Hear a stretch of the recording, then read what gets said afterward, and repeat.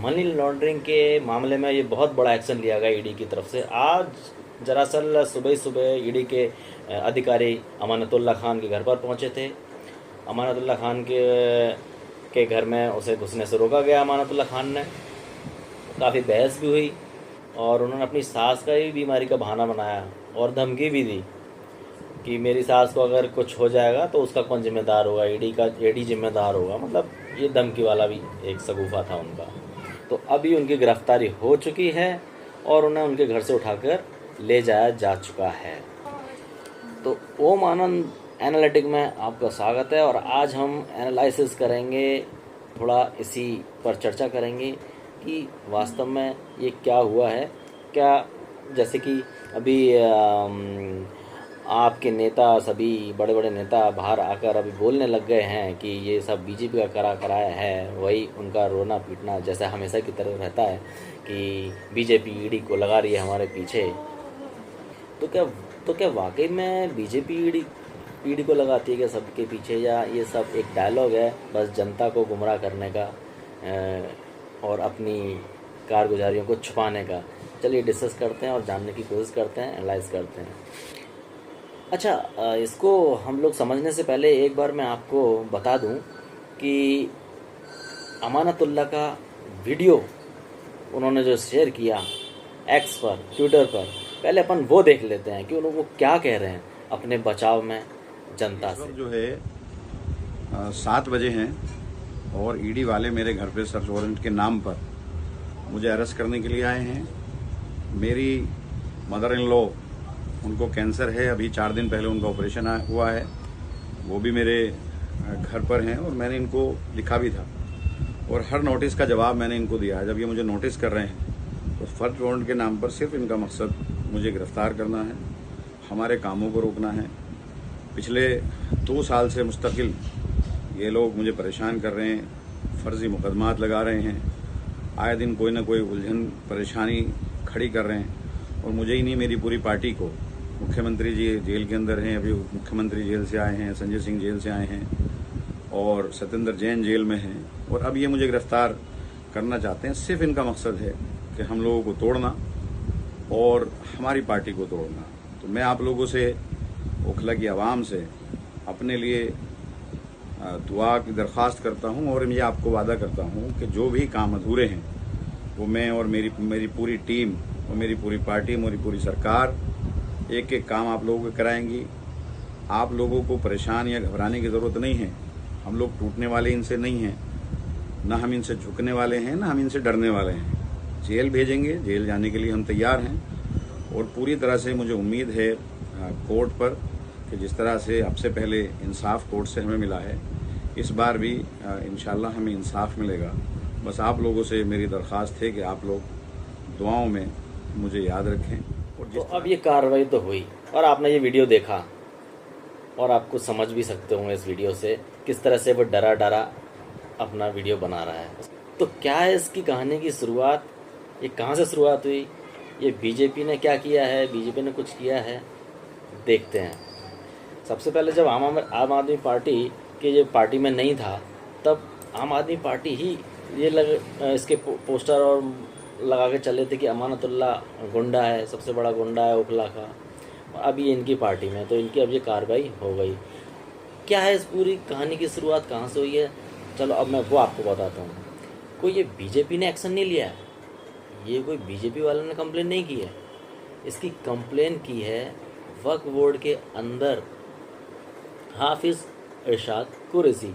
इन्होंने कंप्लेन करी थी 2 साल पहले कि ये बहुत हैंकी पैंकी काम कर रहा है और ऊपर नीचे काम कर रहा है वक्फ बोर्ड में, और इस तरह से काम कर रहा है जैसे वक्फ बोर्ड पूरा इसी की जायदाद हो और किसी को भी लीज पे उठा रहा है और कम पैसों में दिखा देते हैं ऑफिस में, और वक्फ बोर्ड की अपनी जायदाद समझ कर कहीं किराए पे दे दिया, कहीं लीज पे दे दिया, इधर का उधर कर दिया, इधर का पैसा उधर कर दिया। तो अब आप ये समझिए कि जो कंप्लेनेंट है और गवाह हैं, जो वो लोग हैं जो वक्फ बोर्ड के ही अंदर के मेंबर थे या हैं। तो ओरिजिनल कंप्लेनेंट कौन हुआ? हाफिज़ इरशाद कुरैशी।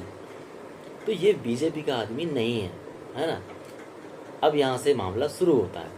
तो OCBI छापेमारी की। अब आज जो ईडी की कार्रवाई हुई है, संजय सिंह रो रहे हैं और आपके कई और नेता रो रहे हैं कि तानाशाही चल रही है, बीजेपी करवा रहे हैं, मोदी जी करवा रहे हैं, ईडी सबके पीछे भेज रहे हैं। पहले भी ऐसे ही बोला जा रहा था कि ये फर्जी मामला है, झूठे केस में फंसाया जा रहा है, और बीजेपी का नाम ले लेते हैं, कुछ भी भ्रष्टाचारी करो, बीजेपी का नाम लो और जनता को थोड़ा सा बेवकूफ़ बनाओ। तो हाईकोर्ट ने भी यही बोला था कि उनका आदेश था ईडी के लिए कि भाई आप गिरफ्तार नहीं कर सकते जब तक आपके पास पूरे सबूत ना हो। तो लेकिन जब सबूत मिल गए और उस सबूत ढूंढने में ही 2 साल लगे, अब इसका मतलब ये है कि ईडी को पूरे पुख्ता सबूत मिल चुके हैं इसके पूरे काले कारनामों के।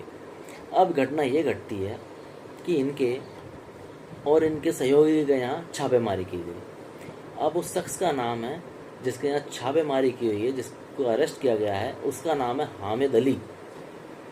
ये यूपी का आदमी है। जब गिरफ्तार किया गया तो ये कहने लगा कि मैं तो यूपी का हूँ, मैं तो इनके यहाँ काम करता हूँ। जैसे पहले संजय सिंह के यहाँ भी 2 आदमी पकड़ गए शराब घोटाले में कि ये तो साहब 2 गरीब आदमी हैं, ये तो यहाँ काम करते हैं, पैसे का लेन देन कर रहे थे, तो इनके यहाँ काम करते हैं।